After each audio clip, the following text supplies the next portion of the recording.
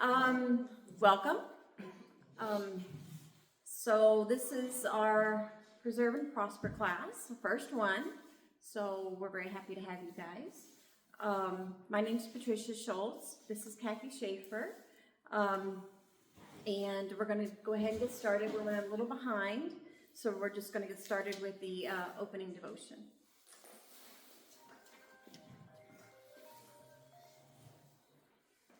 As you know, we'll oftentimes get to prayer, but we have to have a little prep for prayer.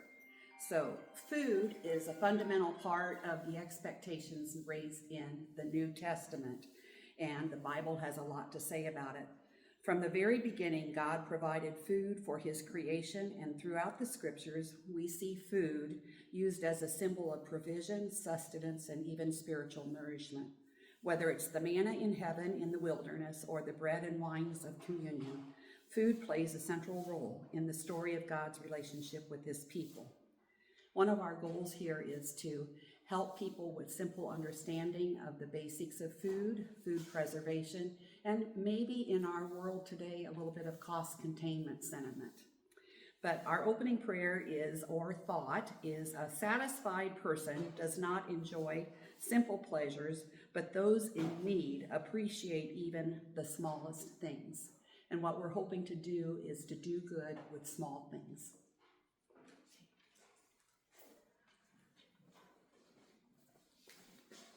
Okay, so everybody got an apron, everybody has a folder, so we're going to open up your folders, and the first thing we're going to do is we're going to look at the activity waiver and release form, and before you leave today, if you would not mind to sign those, fill those out, sign them, and you can either hand them to Kathy or I, or you can leave them on the table.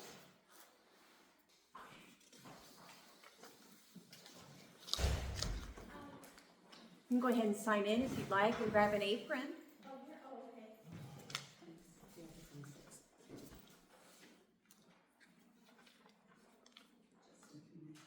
Okay.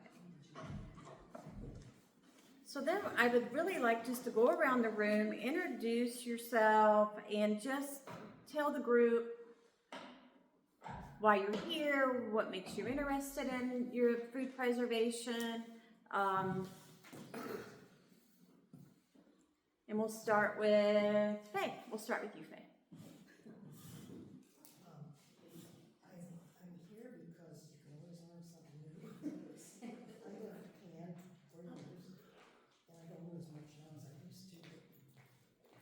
I just like to know what's new. Okay. I'm Pam Robinson. I retired at the end of the year. I've got some free time, and just from what I understand, some of this will be donated back to the food bank. I thought it would be a good way that, and my husband is interested in doing this as well, something we could do together and give back to the community. Yeah. Shirley? Shirley Deeds, and I'm here because I love to cook and I love to help people at Emmanuel. And Shirley has been so kind to volunteer. She's going to be one of our guest instructors later on in class. So I'm glad she's here. Okay.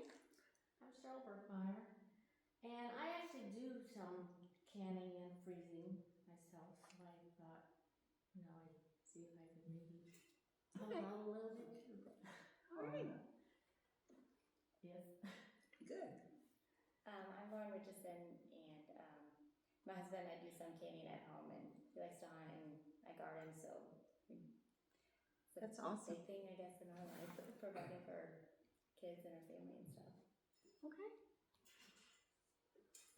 I'm Mike Schultz. I'm her husband. I'm here just moral support for her, and I'm pretty interested in it too, so I think it's pretty cool. He's had to suffer through this with me for So, quite a while. Okay. So you have your little welcome to the class. That just kind of gives us an overview of what the class is about, roughly what time class starts, things of that nature. So just read that at your discretion. And I have my notes here, so forgive me, because I'm going to be reading too, so.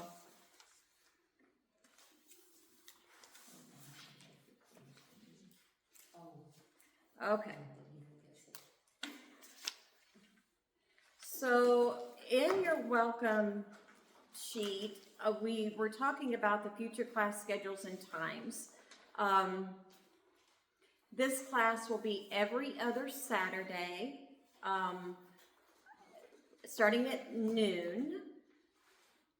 It's slated, we have to be out and cleaned up by 4:30. Some things, depending on what we're preparing for the day, will go the span probably of that class. But that's fine, we'll have fun, we'll have good fellowship, we'll have some good snacks. So if it's something, for example, let's say we are canning meat that day. Meat will take 3 hours in a water bath. So if we feel like, Kathy and I feel like it might go over a little more than what we have allotted for the church, we might end up, Kathy's been very nice and generous and offered her kitchen. So there might be a time or two where we will meet at her home and not necessarily here. I don't want to rush class because I feel like when you rush through it, there's mistakes. It's a safety hazard. The food could go bad. It's just a lot that's entailed, and I just don't want to rush. So I want to make sure every question's answered and everyone's confident when we teach that class. The topics that are going to be covered, we're going to have water bath canning, pressure canning, freezing, dehydrating, vacuum sealing. I am now learning to oven can. That'll be a class later. And when I say oven can, I mean like banana bread, stuff like that. I'm not saying, I really do not think it's safe to oven can meats or veggies or anything of that nature. I want to make sure we're clear. But these are things that that you can do in the oven, and they're shelf stable for at least a year. So I'm exploring that right now. If you look at your first sheet, the preservation definitions, these are all the words, maybe even a few more that you're going to hear throughout the course of these classes. So if we say a word and you're not really sure what that means, that's a good reference for you. And then I added into your folders this morning something that I forgot to put in, and I apologize, but it's pitting and pinholing. And since this isn't even on the agenda, I'm going to go over it really quickly. It should be in the left side of your folder. So what this is when you can, and it's mostly with high acid canning, the ladies or gentlemen will open the jar thinking it's mold, and it's not mold. If it doesn't have fur or hair, it is not mold. It's called pitting or pinholing. And what that is the acid or even some certain foods will touch the metal lid to the can, and it causes this black pitting. Perfectly fine. You're not going to die. The food is still good. So I just wanted to make sure I put that in there. That way you guys would be aware that it's not necessarily mold. Again, if it doesn't have hair or fuzz, then it's just pitting and you're perfectly fine. Okay? So that's why I should have put that. I just completely forgot that one.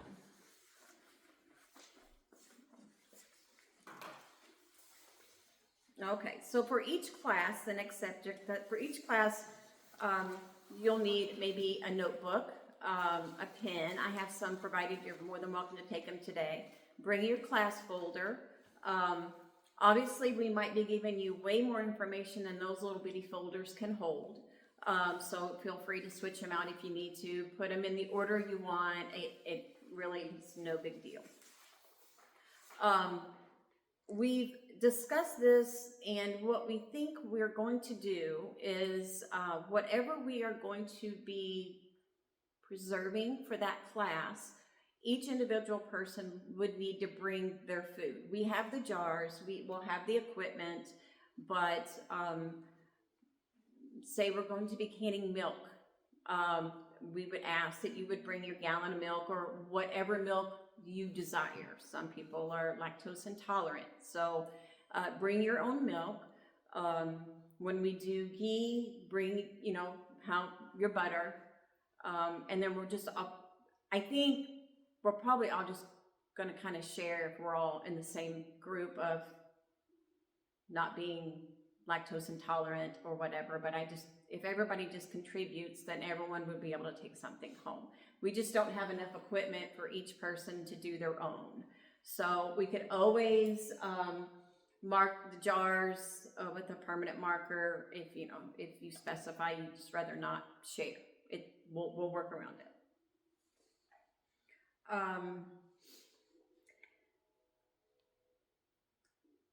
Preserving, I want to touch the base on that one. Food preservation is the process of treating food to stop or slow down spoilage while maintaining its nutritional value, texture, and flavor. It helps to prevent foodborne illnesses and reduces food waste.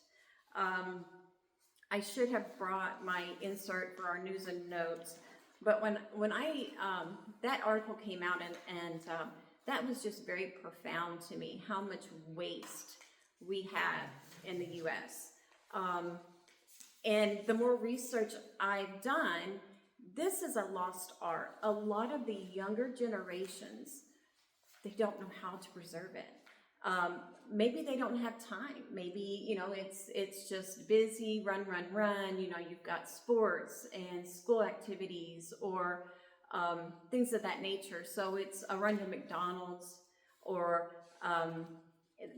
the health, the fats. So I thought this might be helpful in all aspects of it, especially with maybe our older generations that's getting into having to choose between healthy, affordable food, their medications, their electric bill, their water bills. And, that touched my heart. So I just feel like it's a very valuable thing to learn and to teach.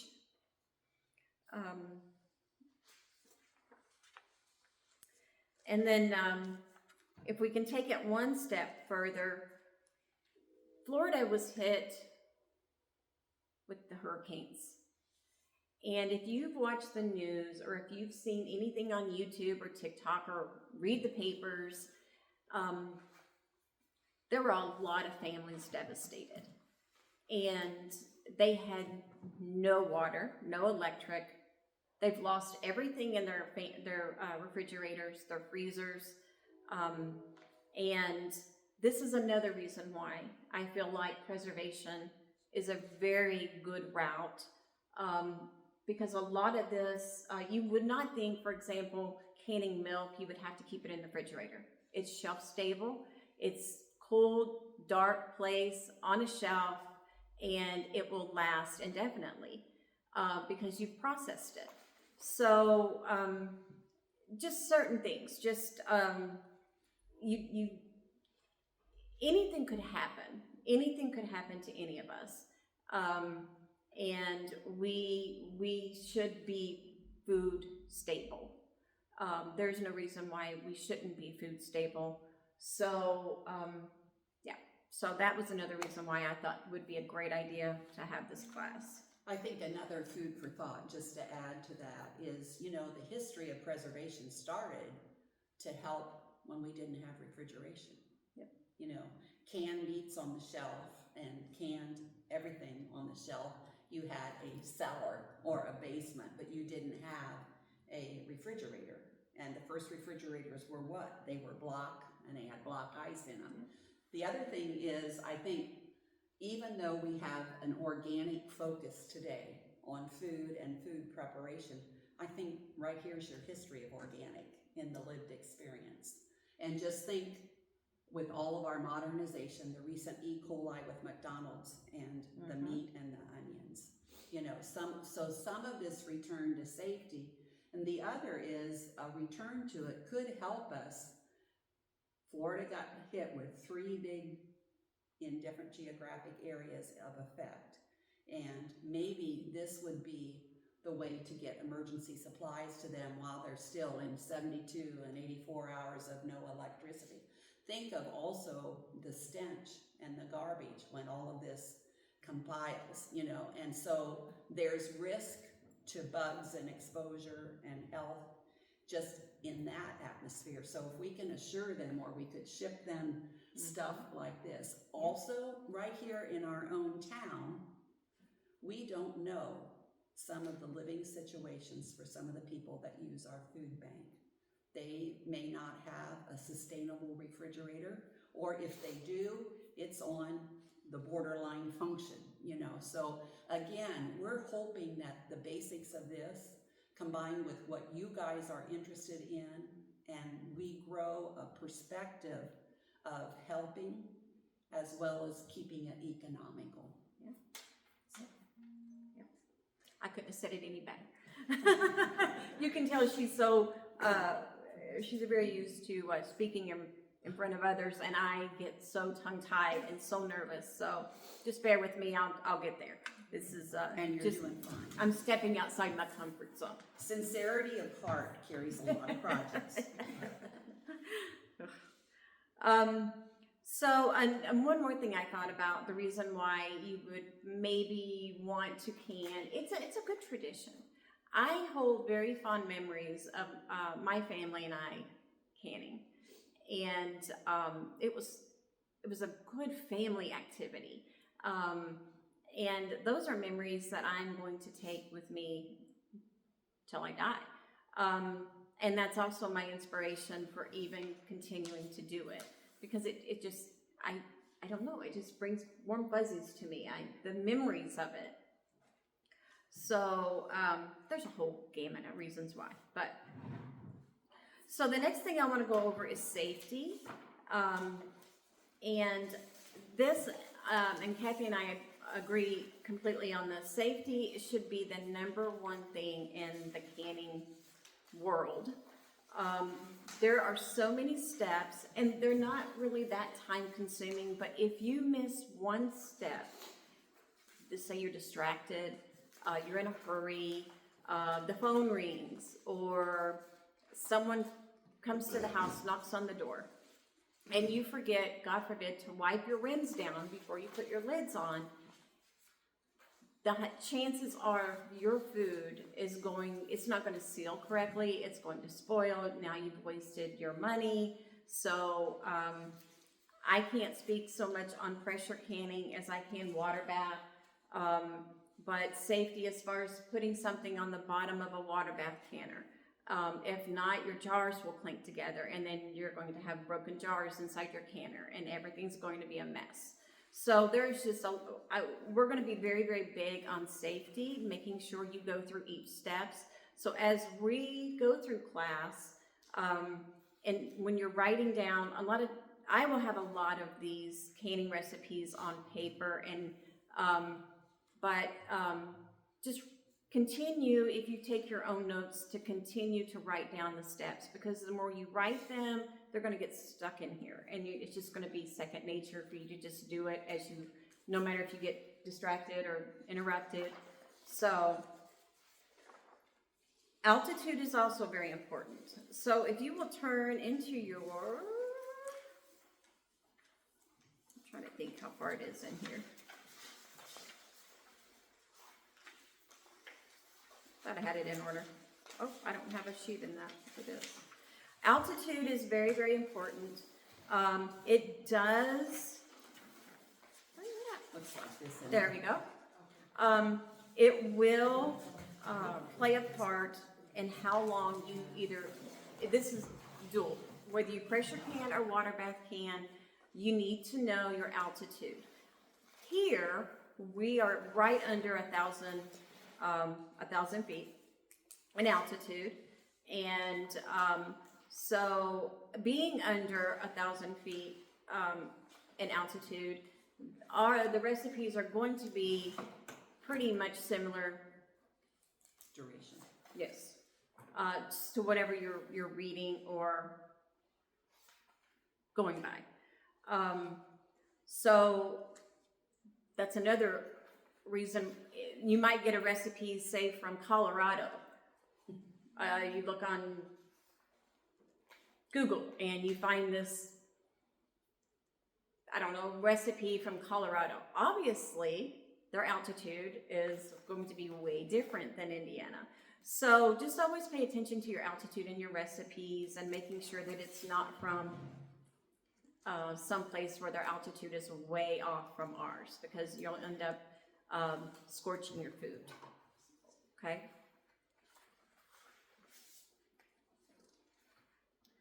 Okay, so boiling point. I want to go over the boiling point. Water boils at a lower temperature at higher altitudes because the air is thinner. For example, water boils at 212 degrees Fahrenheit at sea level, but the water will boil at 203 degrees at 500 feet.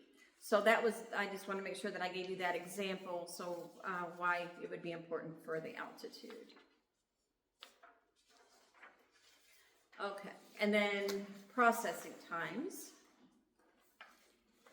To ensure food is safe to eat, you need to increase processing times for water bath canning and pressure canning at a higher altitude. And then the pathogens with the altitude, lower temperatures can allow pathogens to survive the canning process and multiply in the food. One of the things that you're going to hear a lot about is botulism. That is not as common today as what it used to be. It is more common in kiddos because they haven't developed, their stomachs haven't developed quite yet. So that is why when you go to your pediatrician and they say, you really shouldn't be giving them milk before a certain age, or foods before a certain age, because you run the risk of botulism just going to the grocery store and buying a can off the shelf. But as an adult, you're immune. You're more immune to that. So it's not as big of a deal as it used to be, but it still is. I mean, it's still a big deal. But if you take all the steps and follow all the directions, you're going to be fine. And any time you're pressure canning or water bath canning, when you open up green beans, heat it for 10 minutes.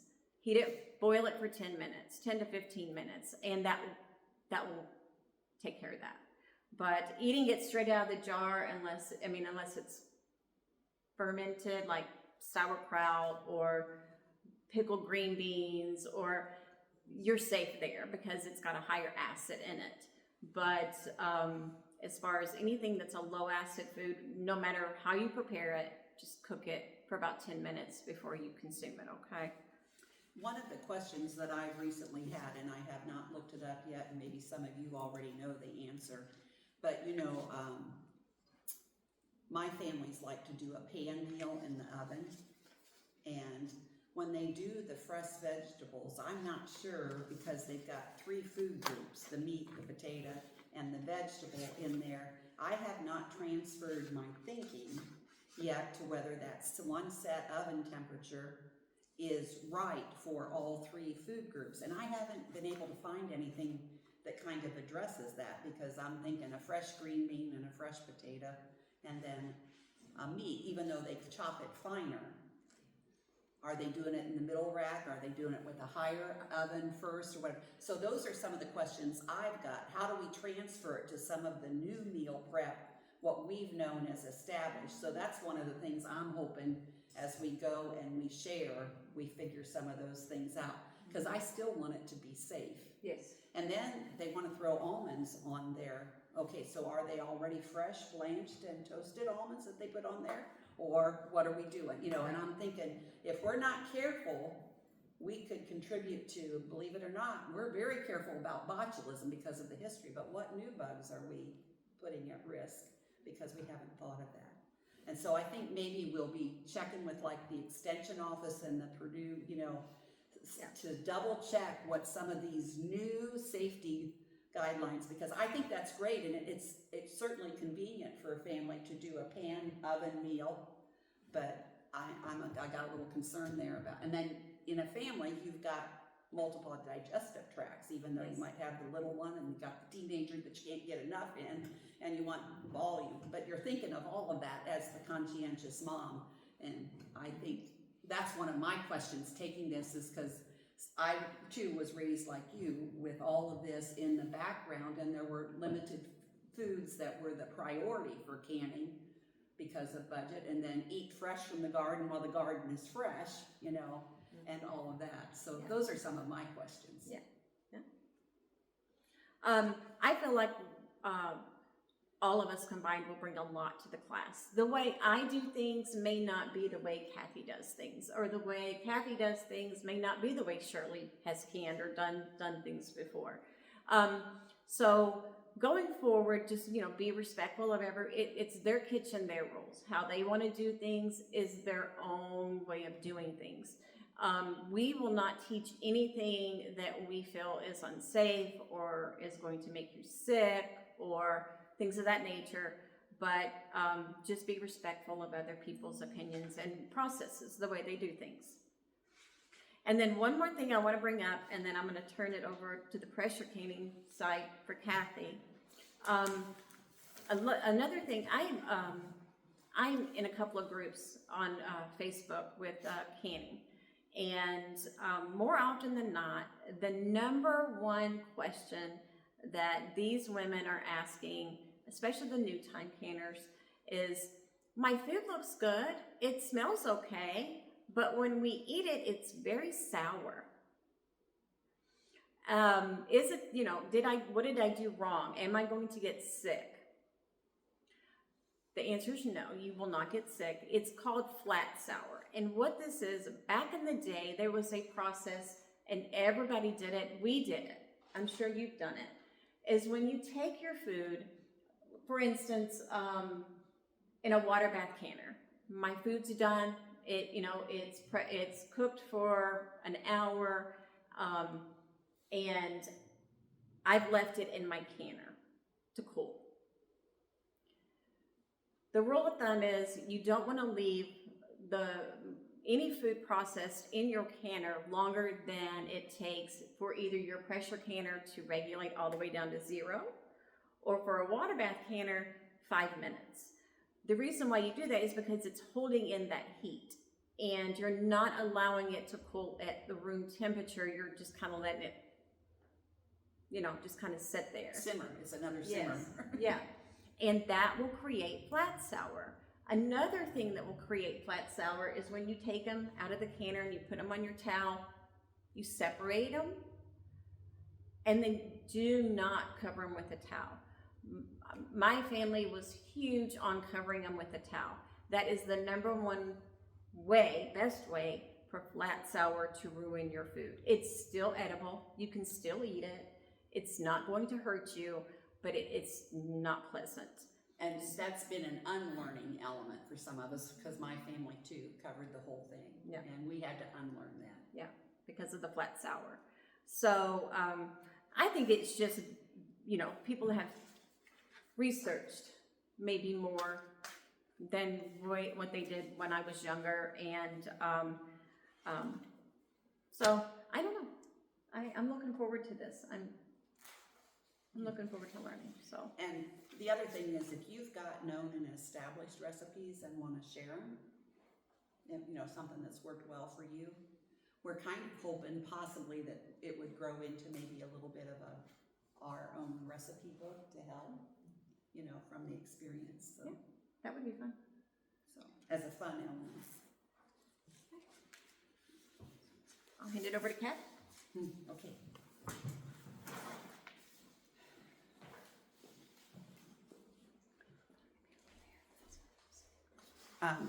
I'm on the basics of pressure canning, and you have a little bit of an extension bulletin on the left side also about basics of pressure canning. Is there anybody in here that is totally new to pressure canning? Okay, all right. And basically it developed out of some of the things that are more conducive to better success in preparation, like we always pressure caned green beans. That was the #1 priority to pressure canning. And we had 2 examples of, and there's also pressure cooking, done again with meats, but a pressure canner, you'll see a lot of parts. The gasket, which is probably the one thing that you have to watch as far as aging and use and cleaning between uses when it sits from one season to the next and checking out. And then the pressure gauge. Now there are newer ones that are electric, and we've talked about that a little bit. I don't have any experience with electric ones, so I would be a new user for that. So if you're interested in that, we'll learn that together. Then each pan has a grate or grid, whatever, and that is for setting your cans in safely. And then the other biggest element is the level of water in your pan as you cook, which also has implications in your stock pot and your water bath canning. We'll be talking about the acidity levels, and if anybody's interested in the electric pressure canning, I'll do the research for us and bring it back. But if we're at the basics of pressure canning, this would be the start of it. The smaller canner, pressure canner, and this is old. My in-laws would have been married 75 years this last December, and I believe this was my mother-in-law's. Anyway, they did a lot of their own beef and canned it, and this was ideal for the cheaper, heavier, grittier cuts of meat. Pressure can them and cook them down and use them in beef and noodles, and they're soft and they're palatable. And the natural fat was used to help add flavor. Now, today's world, my daughter-in-law, they don't want any fat on anything even before they cook it, you know. But they love bone broth. Well, what do you get bone broth, you know? You're using, that's a whole nother aspect, but it comes down to using all the parts of everything that we have, which is actually conservation, right? And we're in a world that we have a lot of waste. We're trying to reduce, reuse. We don't recycle food too much, but if we use it, all the parts well up front, we have longer nutrition base and we keep our costs down. And in feeding a family today, that's very, very important. Even feeding a single person, I sometimes now spend what could close feed 2 or 3 people in my family in the past. A treat out at McDonald's or an eat out meal since COVID, what do we see? A nationwide average of 21% increase in groceries. Just think of eggs alone. Remember when the eggs in the diet doubled and tripled, and now you get the organic eggs and they can be up to $5 a dozen in prime time. Well, you won't necessarily cook eggs every day with those kinds of pricing. So that's kind of the introduction to the pressure canning. We have, when we buy a pressure canner, or if you have a pressure canner, the books are very detailed that go with it. One of these is a Presto, one of them is a Miro. Miro's book is very explaining. It goes by the food groups and use and has suggestions and includes the altitude and the measurements. And it also even includes for canning in tin cans. Remember when you first learned number 1 can, number 2 can, and a number 3 can of green beans?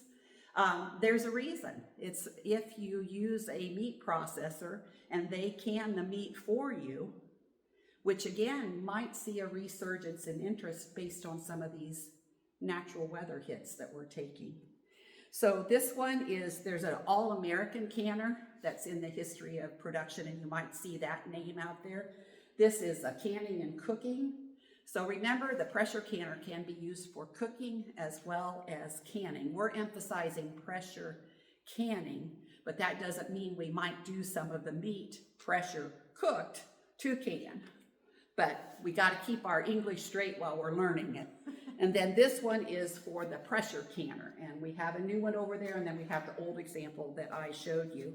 And once again, we're going to emphasize safety, learning, and a lot of it, quite honest. Anybody in here sew? A little bit? Okay. Don't you find that you do a lot more towards prep and the actual real sewing time is the least of it? That's with canning and pressure cooking. There's going to be a lot more to the prep and how we prep the foods and prep the items. Look at whatever additives we're adding before we ever get it to the canner. So in this, the steps for successful pressure canning under, this is Michigan Fresh, and this was for our Michigan State fans that live across the border, but it's a Michigan State Extension Bulletin, but I thought it was well stated. It emphasizes the successful pressure canning is the water at the bottom according to the manufacturer's directions. So that's why when you use this, you use the directions for the one you have in general. Using the weight port on the electric ones, it's a dial. So, you know, if you want to be nice to yourself and go that first rather than reading your pounds and getting the right one up, that might be something to consider. Does anybody in here have an electric one? Okay. Anybody have a regular pressure? Okay. And then knowing your own stove, and that's not something that was pointed out in here. You know, in general, cooking from your own stove, whether how hot your high is, how low your low is. Most of the guidelines, there's no need to worry about whether it's gas or glass top or whatever, that the basic safety guidelines are there for all those uses. And we did have a concern as we were looking for this, were we gonna be disturbing things using a glass top stove here? I cook with gas. And I spent the summer with a friend over in Ohio. We did canning together because she was recovering from health problems and didn't have the endurance to keep at it, but wanted to participate. So we just teamed up and did parts, you know, and back and forth. So we'll be helpful with that. And the hints about turning off the heat and letting the time set, as Trish already alluded, those are some of the same principles from water bath canning to the pressure canning, except that we have a couple safety features with releasing the lid and the time setting. And really, after, if we're doing water bath canning first, which I think we are, the pressure canning will make sense, and you'll learn it as the exceptions to add after the water bath canning. But I think sometimes if you do pressure canning first, people are overwhelmed just because of the heat part. And I think our plan to do the water bath canning first, then the pressure canning is a safe, comfortable plan. And then there are, I took a look, there's extension references, there's YouTube videos on the different parts that just expose us to the steps and expose us to the vocabulary for both the pressure canner and even stock pot, you know, loading it as you cook your vegetables down or whatever you're doing to prepare. One of my favorite things to can is actually grape juice because it's such an easy fixable. And you know, you pick up a bottle of grape juice in the grocery store, it's up there and it's prohibitive. And for our diabetics, you have to consider how many grams of sugar that is. So it's not a high juice, but other than it's takes up a lot of space in your kitchen at home, to actually do grape juice is very economical when the grapes are in season. And what we're trying to be sensitive to is helping people cost contain, because there are more and more as we age on fixed incomes. The political atmosphere is setting us up for concerns about where that money is going. But we get it every election time, don't we? But we're at more because COVID did cost our nation. We're still paying for COVID costs. These storms on top of our costs and our recovery that continues from COVID have made daily living expenses extremely accelerated for our younger families that are earning. And so we want to be sensitive to helping that. So as we develop with this, if there's something you want to pressure can or the experience, I always feel like I learn better when I do it with a group first, so that I learn from everybody's mind and from everybody's expertise, and then take it home and adjust it to what I want for my family or my loved ones.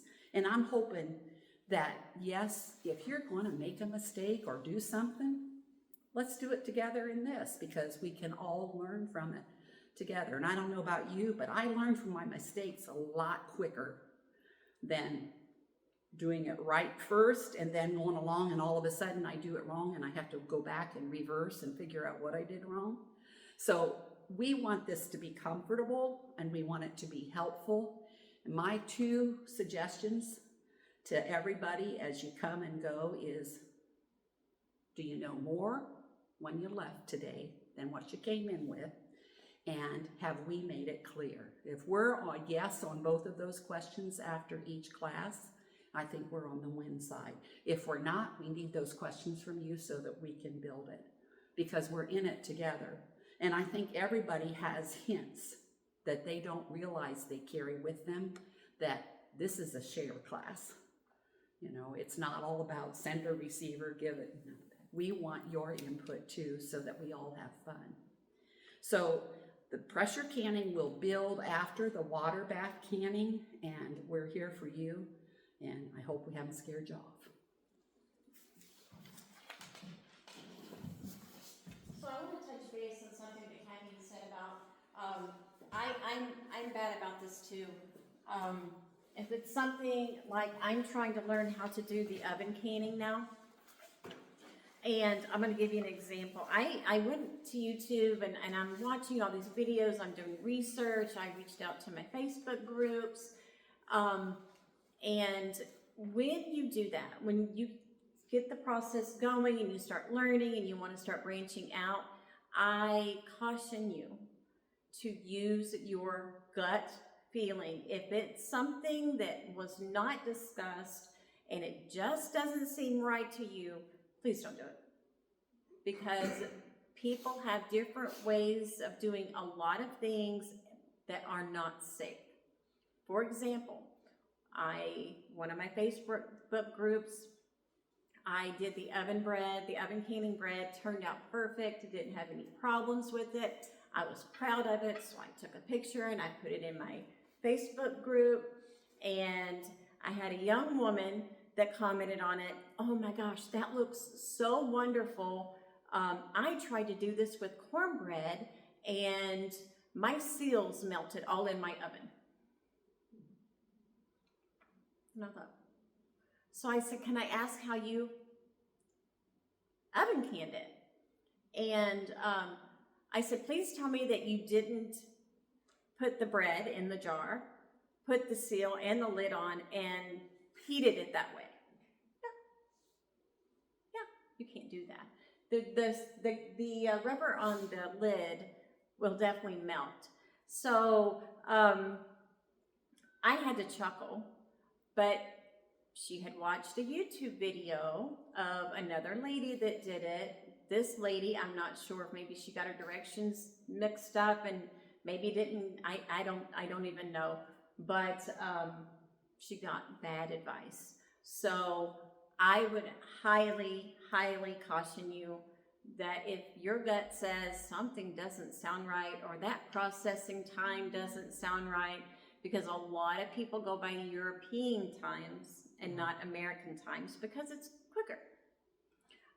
So you'll hear a lot of European time guidelines, and just go with your gut. If you're not sure, use somebody reputable. You can call Kathy, me. I think Miss Shirley's actually did a lot of canning back in the day.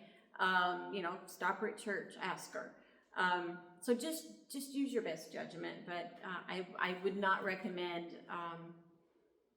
that YouTube, unless you're seasoned in preserving. Okay.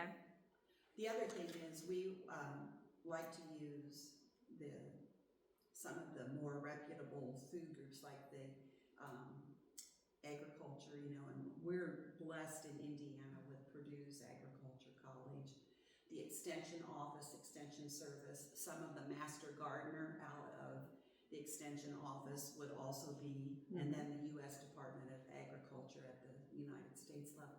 But it's just kind of like, even Dr. Webb, MD, is not, he's good for basic explanations, but when you're really getting down to the nitty-gritty, I'm going to tell you, well, I would go to the National Cancer Center website because there are nation standards trying to assure across the nation. Just like reputable, like there's soap opera variety and then there's factual science-based variety. And like we said, our primary goal is to give you safe, usable, practical information that works for you and your loved ones. Yes, I agree. So, All right, so we have some examples set up over here. Feel free to look at those. There's also some fresh bread, some apple butter, some ghee. Feel free to have a bite, a snack. Does anybody have any questions as of right now? No questions. Okay. and if you think of something, we've got a jar at the back for you to write a question in, or if there's a topic you want us to help you get better at or more information on, we're also your research people too, to build and grow. So this is show and tell up here. One thing I wanted to point out is if you do pick up supplies of your own, the individual canning jars, okay, I will tell you, I like Ball, Care, and Mason. I've had a lot more breakage and easy chipping with the Harvest, Dollar General. So, but it's not that it can't happen with all of them. I would never say that, but it is something to keep in mind if you are experiencing a higher amount of breakage. It may not be your technique, it could be the quality of the glass. Then the other thing is that we've had to unlearn, and Trish and I were talking about this the other day, is how many of you grew up heating your lids and your seals? And now the new seals, you don't have to heat them and lock They them recommend you anymore. not You can use. actually wear them down more before you get to use them and increase your risk of a failed product. So some of those things are for some of us, the unlearn and the new learn and the relearn. The relearn. But then, it's like when you remember when you were raising your kiddos, and 1 year you can put them to sleep on their back. The next year, oh no, you can't put them to I sleep on raised your back. three You gotta little kids. sleep, on the side, And it seemed like they were relentless. Every year they were changing it. So that doesn't mean that this won't change again. So if that practice has worked for you, if you're experiencing it's worked for you in the past, go ahead. But I'm seeing a lot of lid failures, even with the Ball lids right now. I'm actually going to transition over to what's called 4 jars lids and rings.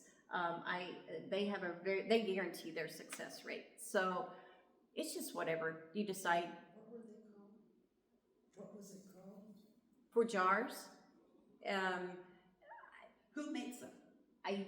Don't know, that's a good. I just heard that name for the first time, but I haven't looked up on them. Yeah. They're a little bit more pricier than Ball. But if they can guarantee my success after all my hard work of doing tomatoes or green beans or corn with that day or that weekend, I'll pay a few extra dollars more just to make sure that my lid's not going to fail. I'm not sure where they're from or who. They're just called for jars, and I don't even know who manufactures them, but they're getting 5-star reviews. So, Did you order them Amazon online? Amazon. You can Amazon them. You can go to their website. Yeah. All right. So feel free to look. I've also got some Mylar bags up here because we're going to be using some of these with oxygen absorbers when we start dehydrating. If you've never, I guess we had seen them out in the grocery stores, Mylar bags. I have never heard of a Mylar bag though, so to that terminology. So we have some of those up here, just maybe some of the equipment you might need. So I highly recommend that you guys check that out. We also have some Thrivent shirts if you need one, or 3 or 5. Feel free to take them. All right, so is there still no more questions right now? Okay, so we are going to close. Okay. This verse comes from Philippians 4:19. But my God will supply all your needs according to his riches and glory by Christ Jesus. So thank you guys for coming. Be safe getting home. And we will see, our next class is going to be the 9th, November 9th, and we're going to be canning milk. So whatever milk you would like to bring, please, bring it. I have not a lot of experience with like soy and almond. So if that is your choice, please let me know so I can do research on that type of milk. Yeah, so we're going to be doing that. Again, all you need to do is bring your milk, your papers, and your folders, and we'll have fun.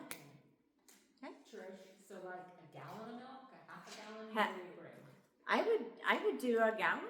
Yeah, because a gallon would fill up, what, 3 quarts, 4 quarts? Probably 3 easy. 4 quarts. Yeah, so. And cooked it. Yeah. And we So- don't need to bring the jars. You do not need to bring jars or anything like that, just the milk. Yeah, so we have plenty of jars. Does it matter whether it's whole or 2%? No. No? No. I couldn't hear what she said. All right, thanks guys. Have some bread, please.